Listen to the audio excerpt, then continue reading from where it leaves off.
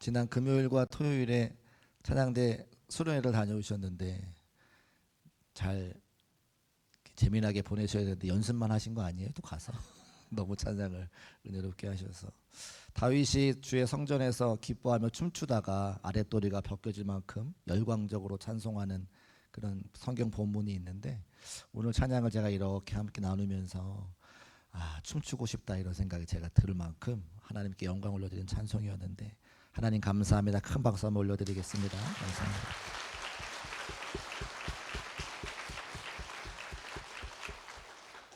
우리 옆에 계신 분들과 인사하실 때에 저녁 기도회에 꼭 참석합시다. 한번 인사하실까요? 시작. 저녁 기도회에 꼭 참석합시다. 네. 한 번 더 인사하실 때 안 오시면 간첩입니다. 시작. 안 오시면 간첩입니다. 네. 여러분 제가 교회 함께 섬기면서 다 이유와 목적이 있어요. 어른이 성경학교 하는 것도 사실은 우리 어르신 성도님들께서 열심히 교회 무더운 여름철에 교회 섬겨주시는 거 보면서 너무 감사하다. 지역사회 어르신들 3개죽으로 섬기기도 하는데 우리는 우리 교회 성도님들 얼마나 잘 섬기고 있는가 그런 마음이 저한테 들더라는 거예요. 그래서 3개죽은 아니지만 그보다 훨씬 더 맛있고 영양가 있는 네덜란드 삼겹살 수육으로 섬겨드릴 거니까 저기 원래 네덜란드에 있는 거 공수해가지고 왔으니까요. 이따가 많이 드시고 건강하시고요. 또 김고랑 저녁 기도회를 하는 이유가 있습니다. 7월과 8월 달에는 우리가 휴가도 있고 무더운 여름철이기 때문에 신앙적으로 좀 이렇게 주저앉아 있는 시기예요. 그래서 또 9월, 10월, 11월 열심히 하나님 앞에 사역 감당하고 열매 맺기 위해서는 기도하지 않고서는 안 되는 일이잖아요. 그래서 시간을 들여서 특별하게 기도하는 시간들이니까 새벽이 아니라 저녁이니까 일과 마치고 식사하시고 또 평안한 마음으로 함께 교회에 모이셔서 함께 기도해 주시기를 주의 이름으로 부탁을 드립니다. 안 오시면 간첩. 네. 자, 오늘은 인생의 산 믿음으로 넘다 6번째 시간 핑계의 산이라고 하는 말씀의 제목 가지고 함께 하나님 말씀 나누겠습니다. 가슴에 손을 얹고 한번 하실까요? 인생의 산 믿음으로 넘다. 여러분만 시작. 인생의 산 믿음으로 넘다. 아멘. 손 내려주시고 성도님들의 삶에 여러 가지 어려움이 산같이 있지만 믿음과 말씀으로 넘어가 보자 말씀드리고 있고요. 6번째 시간 핑계의 산을 넘어가 보자 이제 오늘 말씀을 전하겠습니다. 오늘 성경 말씀 보니까 어떤 사람이 큰 잔치를 열고 많은 사람들을 먼저 미리 초청을 했습니다. 우리도 마찬가지죠. 다들 생활이 바쁘기 때문에 먼저 초대하지 않고서는 그 자리에 손님이 올 수 없으니까 벌써 오래전에 언제 어느 때에 어디서 잔치가 있으니 와주시오 이렇게 말씀을 했고 그 초청에 응답해서 오겠다고 약속한 사람들을 위해서 준비한 잔치가 있는 거죠. 그런데 막상 미리 초대를 했는데 막상 잔칫날이 되어도 됐는데 이런저런 핑계로 그 사람들이 오지 못한다고 연락이 왔어요. 여러 가지 이유가 있었습니다. 내가 밭을 샀기 때문에 그 밭을 돌보러 나가야 됩니다. 소를 10마리 샀는데 그 소를 돌보기 위해서 내가 잔치에 가지 못합니다. 또 나는 장가 들어서 가지 못하니까 나를 좀 양해해달라 그런 핑계를 대었다고 하는 겁니다. 초대받은 사람들이 잔치에 오지 못하겠다고 그렇게 거절을 하니까 주인이 종들을 시내와 또 거리 골목으로 보내서 가난하고 병들고 눈먼 사람들을 초청해라 이렇게 이야기를 하죠. 그래서 그분들을 종들이 가서 초대를 해왔습니다. 그런데 안타깝게도 그럼에도 불구하고 자리가 남았어요. 그래서 그 잔치 자리를 마저 채우기 위해서 이제는 거리로 가고 또 그 산울타리로 가서 나머지 사람들을 초대해 와라 잔치 자리를 채우라 이렇게 종들에게 명령을 합니다. 그래서 많은 사람들을 초대해서 잔치집을 채우고 즐거운 잔치가 시작이 되니까 그 흥겨운 소리와 맛있는 음식의 냄새가 잔치집 밖으로 흘러가잖아요. 그러니까 맨 처음 초대받았던 그 사람들이 소문을 듣게 되고 소리를 듣게 되고 음식 냄새를 맡으니까 이제 그제서야 그 잔치에 참여하겠다고 몰려와서 문을 막 두드리면서 문을 열어달라고 이렇게 이야기를 합니다. 그런데 이미 잔치 자리에는 수많은 사람들이 가득 차서 잔치를 벌이고 있으니 처음에 초대받은 그 사람들의 뒤늦게 와도 잔치에 자리가 없는 거죠. 그래서 그들은 한 사람도 잔치에 초대받지 못했습니다. 이 말씀은 비유의 말씀인데 우리를 향한 구원의 메시지를 전하기 위해서 예수님께서 비유로 하신 말씀인 거죠. 잔치 자리는 우리의 구원을 이야기하는 겁니다. 그리고 맨 처음에 초대받았던 사람들은 유대인들을 이야기하는 거예요. 그들은 하나님을 알고 구약 성경을 알고 메시아가 오실 것이라고 하는 것을 기대하며 기다리고 있던 사람들이었습니다. 그런데 정작 예수님이 오셔서 구원의 말씀을 전하시고 수많은 사람들을 잔치에 초대해서 구원하기를 원하셨는데 하나님께서 선택하셨던 유대인들은 이런저런 다른 핑계를 대고 그 예수님의 구원의 잔치에 참여하지를 않았습니다. 예수님께서 그 다음에 두 번째로 초대한 사람들은 누구냐면 유대이긴 했지만 병들고 눈멀고 또 가난했기 때문에 유대인 취급받지 못했던 유대인들, 그 사람들을 먼저 초대하셨어요. 그들은 한 번도 인간 대접받지 못했기 때문에 예수님께서 초대하신 그 구원의 초대 잔치에 한 걸음에 달려와서 예수님과 함께 기쁨을 나눈 사람들이었습니다. 근데 그 유대인이었지만 유대인의 취급받지 못했던 사람들이 다 채워지지 않았기 때문에 이제는 예수님이 이방인들을 불러다가 함께 잔치에 와서 구원의 은혜와 기쁨을 누리게 하셨죠. 그 이방인 중에 저와 여러분들이 포함되어져 있는 겁니다. 그래서 우리 모두가 구원받아서 예수님의 구원의 잔치에 초대받았다. 그래서 예수님께서 이 구원의 초대장을 쓰실 때에 십자가에서 못 박혀 돌아가셨기 때문에 피로 쓰신 초대장이라고 하는 거예요. 구원의 은혜를 받아 누려라. 너희들의 죄사함을 받아라. 십자가에서 피로 쓰신 그 초대장을 우리는 다 받고 그 초대에 응답하여 하나님의 자녀가 된 것을 감사하며 믿음으로 고백하는 저와 여러분 되시기를 주의 이름으로 축복합니다. 그 은혜와 사랑이 얼마나 큽니까? 그래서 우리가 함께 예배하는 거죠. 그런데 성경을 가만히 읽어보니까 예수님께서 그 구원의 초대장을 쓰신 것은 물론이고 유대인이었지만 유대인같이 인정받지 못했던 사람들, 또 이방인 모든 사람들이 구원받은 다음에 우리의 삶이 그것으로 끝나는 것이 아니라 예수님이 또 다시 초대장을 보내시는데 두 번째 초대장을 보내실 때는 예수 믿어 구원받은 사람들에게 어떠한 초대장을 보내시느냐? 이제는 하나님의 동력자요 하나님의 사명자로서 함께 하나님의 나라를 이루어가는 그 일꾼의 초대장을 우리에게 보내시는 것을 말씀을 통해 알 수가 있는 거죠. 하나님께서 우리를 이 땅의 사람들을 찾으시는데 두 종류의 사람을 찾으신다 성경에 기록해 놓고 있습니다. 하나님께서 뭐가 아쉬워서 사람을 찾으시겠습니까? 그런데 찾으시는 사람들이 있다는 거예요. 첫 번째는 하나님은 영과 진리로 예배하는 자를 찾으시는 것을 믿으시기를 주의 이름으로 축복합니다. 하나님께서 이 땅에 두 사람을 찾으시는데 예배하는 사람을 찾으신다는 거예요. 우리가 그 사람이죠. 세상에 분주한 것, 바쁜 것, 중요한 것 다 내려놓고 하나님께 받은 구원의 은혜에 감사하여서 영과 진리로 예배하는 저와 여러분들을 하나님은 찾으신다 그 말입니다. 예수님의 초대장에 응답하는 거죠. 두 번째, 어떤 사람을 찾으시느냐? 추수할 것은 많은데 일꾼이 없어서 일꾼을 찾으신다 말씀하고 있습니다. 누가복음 10장 2절 말씀 화면에 올려두시고 같이 한번 읽어볼까요? 시작. 이르시되 추수할 것은 많되 일꾼이 적으니 그러므로 추수하는 주인에게 청하여 추수한 일꾼들을 보내주소서 하라. 주인에게 청하여 찾으신다는 거예요. 누구를 찾으신다고요? 일꾼을 찾으신다.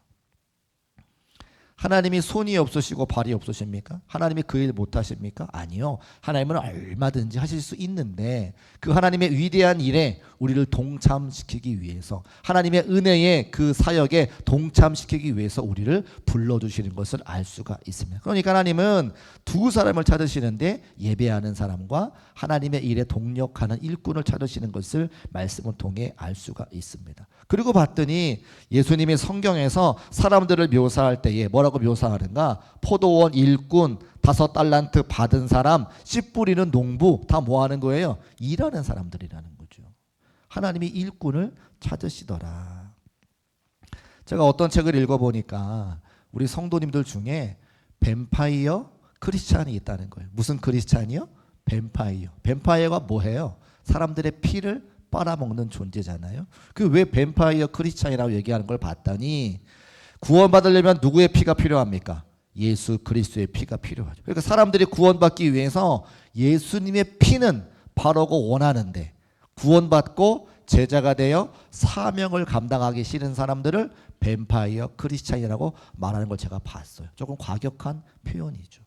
또 저 여러분 잘 알고 있는 독일의 목사님이자 신학자인 디트리트 보네퍼가 나를 따르라고 하는 책에서 무슨 이야기를 하냐면, 까마귀와 같은 성도들이 있다는 거예요. 까마귀와 같은 성도들, 무슨 뜻인가? 까마귀는 시체의 살점을 파먹는 그런 새입니다.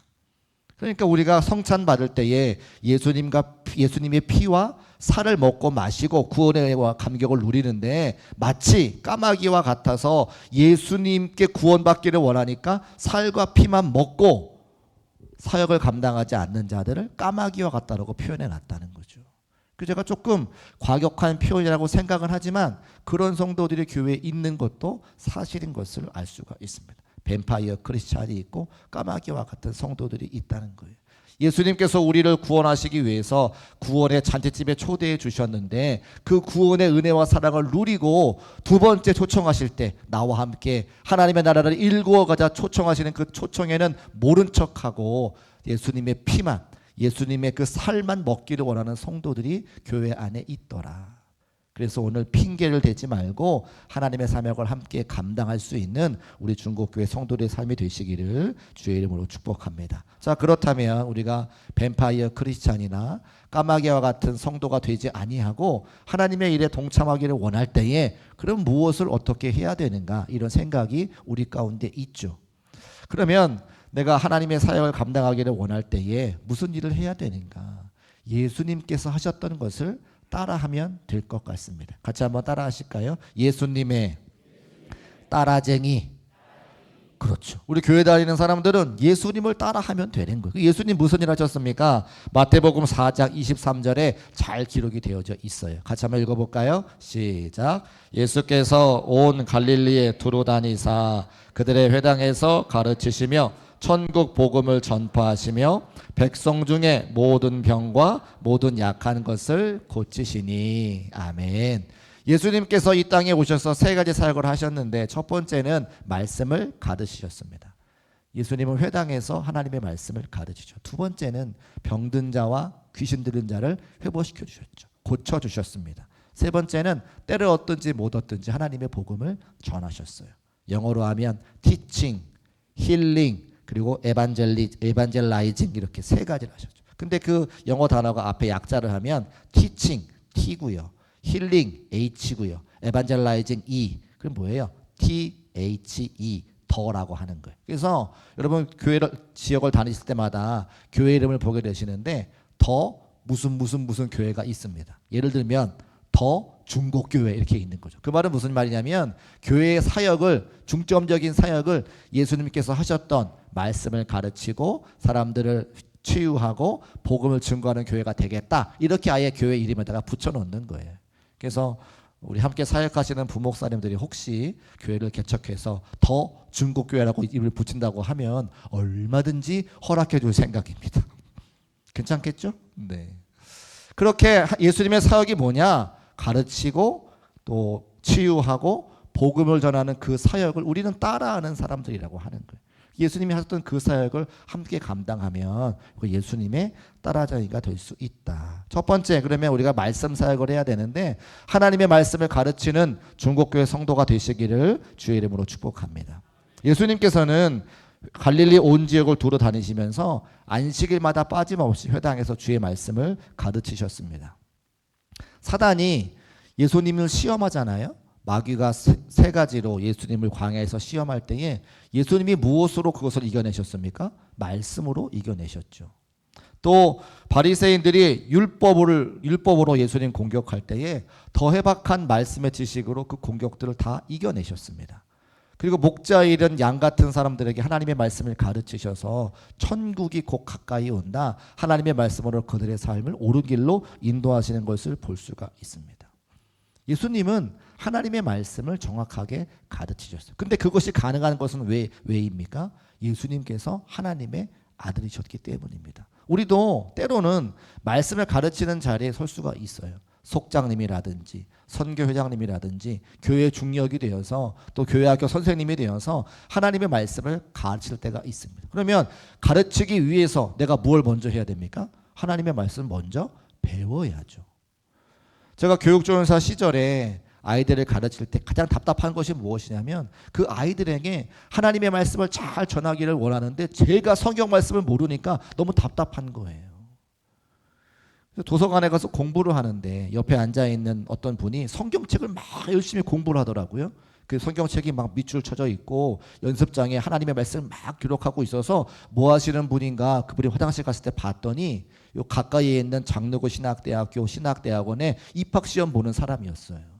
그런데 제가 졸업한 감리교 신학대학교는 성경 시험을 보긴 하지만 그렇게 열심히 보진 않았거든요. 근데 제가 오랜 시간이 지나서 그 장로교 신학대학교를 졸업한 목사님들이 말씀하시는 것을 가만히 들어보면 때로는 성경에 정통하여 깊은 하나님의 말씀을 끌어올리는 목사님들 제가 왕왕 보게 됩니다. 그 차이가 뭘까 생각해보면 하나님의 말씀을 신학대학원생부터 열심히 공부하는 습관에 들어져 있던 거죠. 물론 감리교 다녀도 훌륭한 목사님 많습니다만 또 다른 교단에도 좋은 목사님 많은 걸 제가 이야기를 할 수 있는 것은 하나님의 말씀을 배우는 사람들이 하나님의 말씀을 가르칠 수 있는 것을 말씀드리기 위함인 거예요. 여러분이 리더의 자리에 세워져서 하나님의 말씀을 가르치고 또 그 사역을 감당하기를 원하고 예수님 따라가기 원한다면 먼저 말씀을 배우는 자리에 여러분이 오시기를 주의 이름으로 축복합니다. 제가 중국교회 부임해서 자신 있게 말씀드릴 수 있는 것은 제가 평일에 늘 하나님의 말씀을 가르쳤다 이겁니다. 하나님의 말씀을 제가 가르쳤다는 거예요. 왜요? 성도님들은 하나님의 말씀이 없이는 온전한 신앙생활이 되지 않기 때문에 새벽이나 또 밤이나 또 토요일이나 하나님의 말씀을 가르쳤다는 거예요. 그때마다 오시는 분들은 늘 오세요. 안 오시는 분들은 늘 안 오세요. 안 오시는 분들 되실 거예요. 오시는 분들 되실 거예요. 진짜 오라고 할까봐 그러시는 대답을 안 하시는. 또 우리 중국교회가 밴드가 있습니다. 네이버 밴드가 있는데 새벽에 말씀 전하는 것을 잘 녹화해서 보내드려요. 교회가 멀기 때문에 되게 멀기 때문에 오지 못하시는 많은 성도님들이 계신데 그 새벽 말씀을 빠짐없이 들으시는 분들이 계시죠. 또 출근할 때에 그 말씀을 들으시는 분도 계시고 회사 점심시간에 짬을 내서 그걸 보시는 분도 계시고 늘 하나님의 말씀을 가까이 하기 원하는 몸부림치는 분들이 계시다는 거예요. 그분들은 누굽니까? 예수님의 따라쟁이. 하나님의 말씀을 가까이 하여서 하나님의 말씀을 가르치는 자리에 예수님과 함께 동행하며 사명을 감당할 수 있는 저와 여러분 되시기를 주의 이름으로 축복합니다. 그래서 우리가 예수님의 따라쟁이가 되어서 말씀을 가르치는 사역에 함께 동참해 주시기를 주의 이름으로 부탁을 드립니다. 두 번째는 예수님은 사람들을 고쳐주셨습니다. 힐링의 사역을 하셨는데 잘 아시는 것처럼 예수님은 모든 사람들을 치료하시는 치유사역자 하셨습니다. 가시는 곳곳마다 병든 사람들의 병을 고쳐주셨고 귀신 들린 자들의 귀신을 내어 쫓아주셔서 모든 사람들에게 자유함과 평안을 주신 분이 바로 우리 예수님이죠. 그 사역이 누가복음 4장 18절과 19절 말씀에 기록되어져 있는데 같이 한번 읽어보겠습니다. 시작. 주의 성령이 내게 임하셨으니 이는 가난한 자에게 복음을 전하게 하시려고 내게 기름을 부으시고 나를 보내사 포로된 자에게 자유를 눈먼 자에게 다시 보게 함을 전파하며 눌린 자를 자유롭게 하고 주의 은혜의 해를 전파하게 하려 하심이라 하였더라. 아멘. 포로된 자에게 자유를 주시고 눈먼 자에게 다시 보게 함을 주시고 눌린 자를 자유하게 하시는 분이 우리 예수입니다 말씀하고 있어요. 교회에 사무실에 앉아 있으면 우리 성도님들께서 사무실을 찾아오셔서 이번 주에 수술하게 되었는데 또 이런저런 질병이 있는데 목사님 기도해 주세요라고 말씀하십니다. 그러면 제가 손을 얹고 같이 기도해 드릴 때에 반드시 말씀드리는 것이 한 가지가 있어요. 제가 능력이 있어서 병이 곧 낫는 게 아닙니다. 예수님께서 이 손 안수해 주셔서 제 손이 아니라 예수님 손 대어주시고 예수님의 능력이 우리 권사님 집사님을 고치는 것이니까 믿음 가지고 함께 기도하자고 제가 반드시 말씀을 드려요. 제가 하는 게 아니죠. 예수님께서 하시는 거죠. 믿으십니까? 이 믿음이 있을 때 여러분의 병이 고침받음을 믿으시기를 주의 이름으로 축복합니다. 제가 무슨 말씀을 드리고 싶으냐면 우리는 예수님이 아니라는 거예요. 예수님이 치유의 사역하셨다고 내가 예수님처럼 그 치유의 사역을 감당할 수 있는 게 아니라 예수님이 하시는 거죠. 그럼 우리가 무슨 마음이 필요하냐? 백부장의 마음과 믿음이 필요한 것을 제가 말씀드리고 싶어요. 여러분, 백부장이 누굽니까? 자기 하인이 병들었을 때에 예수님께 찾아가서 예수님, 우리 집에 하인이 병들었는데 고침받기를 원합니다. 그럴 때 예수님께서 그래, 너희 집에 가서 내가 고쳐주리라 말씀하실 때에 백부장이 뭐라 그러냐면 예수님께 직접 오실 거 없이 여기서 말씀만 하셔도 내 하인의 병이 나을 것입니다 라고 하는 믿음을 이야기하잖아요. 그때 예수님께서 뭐라 그러시냐면 그 믿음을 칭찬하세요. 우리는 예수님이 아니기 때문에 우리의 속회 안에, 선교회 안에 사랑하는 성도들의 삶의 자리에 내가 직접 그 사람의 병을 고칠 수가 없어요. 그런데 그 백부장의 마음을 갖고 누군가를 위해 중보할 수는 있는 거죠. 그 사람을 예수님께 데려올 수는 있는 거죠. 그 마음이 있을 때 예수님께서 그 성도들의 마음을 보시고 누군가의 질병을 고쳐주시는 것을 믿으시기를 주의 이름으로 축복합니다. 지난주 금요일에 제가 갑자기 금요 성령 기도에 인도하다가 그런 마음을 저에게 주셨어요. 이제 새 학기가 시작되는데 사랑하는 자녀들을 위해서, 자손들을 위해서 기도하라. 우리가 사랑하는 자녀들이 때로는 사춘기를 지나면서 부모님의 마음을 아프게 하는 자녀들이 있습니다. 근데 내가 고칠 수 있나요? 내가 그 사춘기를 치유할 수 있나요? 없어요. 저희 집에도 아이들이 3명이 있는데요. 제가 집에 가면 아무 소리 못합니다. 집에서 문 쾅쾅 닫고 다니는 거는 저희 집 애들만 그래요. 또 학교 생활하면서 학교 생활에 그 또래 안에 들어가지 못해가지고 마음에 상처가 있는 자녀들이 너무나 많은 거죠.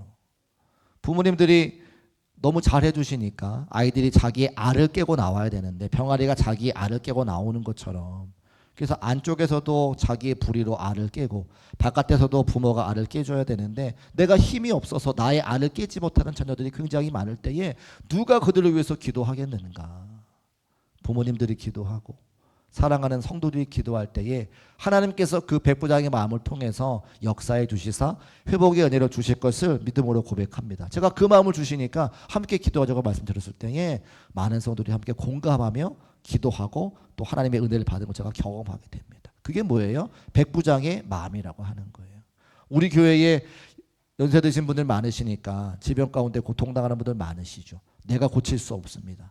예수님께서 은혜를 주셔야 되는데 백부장의 마음 가지고 함께 중보하며 기도할 수 있는 저와 여러분 되시기를 주의 이름으로 축복합니다. 그런 마음이 우리가 있을 때에 예수님의 치유 사역에 동참할 수 있다고 하는 겁니다. 마지막 3번째는 이벤젤라이징인데 복음을 전하는 거죠. 때를 얻든지 못 얻든지 예수님께서는 하나님의 나라가 임박하게 온다고 늘 복음을 증거하셨어요. 성도님들 전도하는 거 어렵게 생각하십니다. 저도 어려웠어요. 그런데 전도를 뒤집어 이야기하면 뭐가 됩니까? 도전이에요. 전도는 뭐냐? 도전인 거죠. 전도가 왜 어려우냐? 내가 복음을 전한 그 사람을 우리 교회에 데려오려고 하니까 어려운 거지. 내가 복음만 전하는 것은 어려운 게 아니에요. 나 예수님 믿는데 예수님 믿으니까 좋더라 라고 하는 게 그게 복음인 거죠. 내가 믿는 내가 믿는 예수님을 전하는 거. 그게 복음이라고 하는 겁니다. 그래서 제가 우리 교회에 오자마자 우리 함께 전도대원과 훈련하고 때를 얻든지 못 얻든지 매일매일 전도하는 프로그램을 진행하고 있는데 많은 분들이 깨어서 전도하실 때마다 나가시는 분들은 받은 바 은혜가 있어요. 내가 복음을 증거하면 사람들이 나에게 해코지하지 않을까, 나를 무시하지 않을까 걱정하고 염려하지만 생각보다 굉장히 많은 분들이 호의롭게 받아주시고 복음을 듣기 원하는 사람들을 만나게 하시는 것을 알 수가 있습니다. 나가면 받은 바 은혜가 있고 나가지 않으면 경험하지 않는 거예요. 그래서 또 하반기에도 여러 가지 전도 프로그램들이 있는데 함께 전도하여 주의 복음을 증거할 수 있는 저와 여러분 되시기를 주의 이름으로 축복합니다. 마가복음 16장 15절 말씀에 그런 말씀이 있는데 우리 같이 한번 읽어볼까요? 시작. 또 이르시되 너희는 다니며 만민에게 복음을 전파하라. 너희는 온 천하에 다니며, 그래서 외국에 있는 선교사님과 동력하고 함께 우리가 주의 복음을 증거하고 있습니다. 만민에게 복음을 전파하라. 모든 사람들에게 복음을 전파하기 때문에 어린 아이들도 전도하고 연세가 많으신 분들도 함께 삼계족을 섬기면서 예수님의 사랑을 증거하고 복음을 증거하고 있다는 거죠. 이 모든 사역들을 사실은 중국교회가 너무나 잘 감당하고 있어서 담임 목사로서 감사하고 또 앞으로도 힘을 내서 그 사역들을 감당하기를 원한다고 하는 거예요. 그래서 예수님께서 하셨던 사역을 같이 따라하면서 그 사역을 감당할 수 있는 우리 모두가 되기를 주의 이름으로 축복합니다. 그런데 이렇게 말씀을 드려도 여전히 주저앉아 계시는 분들이 많으시죠. 괜찮습니다. 괜찮습니다. 부담 갖지 마세요. 그런데 하나만 더 생각하기를 원하는 것은 하나님께서 저에게 이 핑계의 산 말씀을 준비하면서 이런 마음을 주셨어요. 내가 다음에 라고 하면 하나님도 다음에 라고 말씀하신다. 무슨 말씀입니까? 내가 다음에 하면 되지 라고 생각하면 하나님께서 우리가 기도할 때에 다음에 응답 주신다라는 마음을 저에게 주시더라는 거죠. 여러분, 금 중에 가장 비싼 금은 무슨 금입니까? 지금. 금 중에 가장 비싼 금은 지금이라는 거예요. 하나님께서 우리에게 두 번째 초대장을 보내주실 때에 그 초대장에 지금 응답하시는 분이 금과 같은 신앙생활이라고 하는 거죠. 기회는 올 때에 잡아야 됩니다. 그렇죠? 지나가고 난 다음에는 소용이 없어요. 기회는 올 때에 잡아야 되죠. 제가 목회하면서 사랑하는 성도님들의 임종을 지켜볼 때가 많이 있는데 제가 꼭 질문해요. 뭐라고 질문하냐면, 장로님, 권사님, 평생 살아오시면서 뭐가 제일 후회가 되세요? 이렇게 물어봅니다. 그러면 두 가지를 말씀하세요. 첫 번째는 내 옆에서 나를 평생 동안 사랑해 주었던 아내와 남편에게 살아생전에 고맙다, 감사하다, 사랑한다, 그 표현을 못한 게 그렇게 후회가 되신대요. 그렇죠. 여러분도 살아가는 날들 동안 내 배우자에게, 내 자녀들에게 고맙다, 사랑한다 표현 잘 안 되시잖아요. 그런데 마지막 때가 되니까 그게 너무너무 후회가 되시더래요. 두 번째는 내가 하나님 앞에 충성하지 못했던 것, 더 많은 사역들을 감당하지 못했던 게 후회가 되시더라는 거예요. 뭘 못 먹고 어디에 여행 가고 이런 거는 하루 생각이 안 나시고, 하나님 앞에 내가 성도로 삶을 사는데 기회가 있을 때 헌신하지 못했던 게 후회가 되더라. 그 말씀을 하시더라는 거죠. 제가 젊은 시절부터 목회하면서 우리 성도님들의 마지막 임종을 지켜보며 제가 그 말씀을 듣고 인생의 지혜를 배웠어요. 옆에 있는 사람들에게 감사하다 표현하고 사랑한다 표현해야 되겠구나. 시간이 지나면 아무 소용이 없겠구나. 내가 할 수 있을 때 주의 삶을 힘있게 감당해야지 라고 하는 제가 결심을 하게 됩니다. 여러분은 어떻습니까? 기회가 올 때 잡을 수 있는 저와 여러분 되시기를 주의 이름으로 축복합니다. 마지막 한 가지는 사랑하면 방법을 찾고 사랑하지 않으면 핑계를 찾더라는 거죠. 다른 교회 이야기인데 어느 교회가 건축을 하게 되었는데 담임 목사님이 건축을 하면서 다른 교회 원로 목사님을 초청해다가 이제 건축했던 이야기를 이렇게 듣고 이렇게 부흥회를 하셨대요. 이제 목사님들이 말씀 집회 중에 서로 교제하는 시간들이 있잖아요.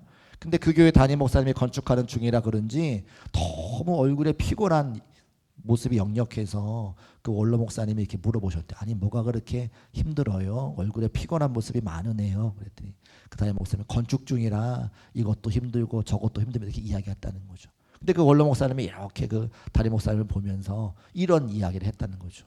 목사님, 어느 주인도 소가 감당하지 못할 만한 짐을 지우지 않습니다. 하나님께서 목사님이 감당할 수 있으니까 건축에 짐을 주시는 거예요. 기쁨으로 감당하시면 좋겠네요 라고 말씀하셨다는 거예요. 근데 그 말씀을 듣고 그 담임 목사님이 너무 위로가 힘이 되어가지고 힘을 내서, 그렇지, 하나님이 나를 믿어주시니까 이 무거운 사역을 감당하라 하시지, 내가 할 수 있으니까 이 짐 맡겨주시지, 이런 생각이 들었다는 거죠. 우리는 어떻습니까? 때로 찬양대의 사역이, 교사의 사역이, 또 속장의 사역이, 선교회장의 사역이, 교회 중역의 사역이 우리가 힘들다고 버겁다고 이야기할 때가 있지 않아요? 그런데 하나님은 우리를 믿어주시는 거죠. 하나님은 우리가 감당할 수 있기 때문에 우리에게 그 사명을 맡겨줬다고 생각하면 짐을 바라보는 것이 아니라, 사역을 바라보는 것이 아니라 내게 그 사명을 맡기신 하나님과의 관계를 더 가까이 할 때에 더 이상 그 사역이 짐으로 느껴지지 않고 그 사역이 기쁨과 감사의 제목이 될 수 있다고 하는 겁니다. 내가 하나님을 더 많이 사랑하면 방법을 찾게 되어져 있는데 하나님을 사랑하지 않으면 핑계거리만 늘어나는 것을 말씀을 통해 알 수가 있습니다. 사랑하는 중국교회 성도 여러분, 하나님을 더욱더 사랑하여서 핑계를 찾는 것이 아니라 사명을 잘 감당할 수 있는 방법을 찾아갈 수 있는 우리 모두가 되시기를 주의 이름으로 축복합니다. 말씀을 정리하겠습니다. 예수님께서 이미 우리들에게 첫 번째 초대장을 보내주셨어요. 구원의 은혜죠. 그 구원의 초대장에 응답하여서 우리는 다 하나님의 자녀가 되었습니다. 그리고 두 번째 초대장을 보내실 때에 나와 같이 하나님의 나라를 확장시켜가는 거룩한 일을 감당하는 동력자가 되기를 원한다, 사명자가 되기를 원한다 말씀해 주세요. 그리고 예수님을 따라하는 것이 그 사회라고 말씀하시죠. 말씀을 가르치고 사람들을 고쳐주고 그리고 복음을 전하는 것이 예수님을 따라가는 겁니다. 그 사명을 우리에게 맡겨주셨어요. 핑계대지 말고 그 사명 잘 감당하여서 까마귀와 같은 성도가 아니라 뱀파이어 같은 성도가 아니라 하나님의 마음을 기쁘게 해드릴 수 있는 중국교회 모든 성도의 삶이 되시기를 주의 이름으로 축복합니다. 모두 자리에서 일어나셔서 함께 찬송하시고 우리 결단하며 기도하겠습니다.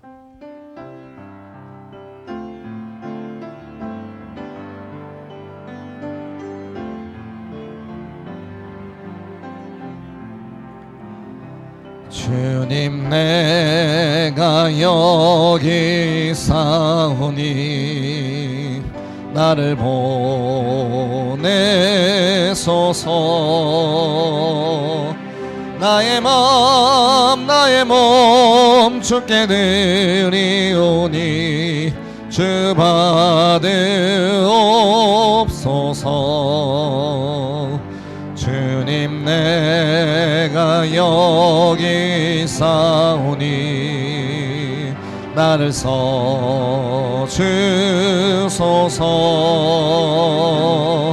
가진 것 모두 다 주께 드리오니 주 받으옵소서.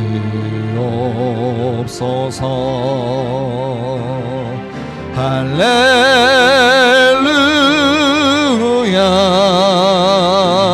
할렐루야 할렐루야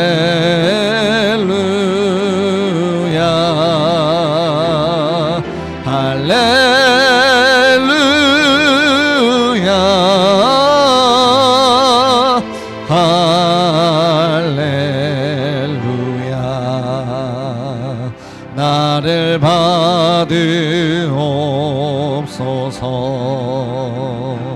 나를 받으옵소서.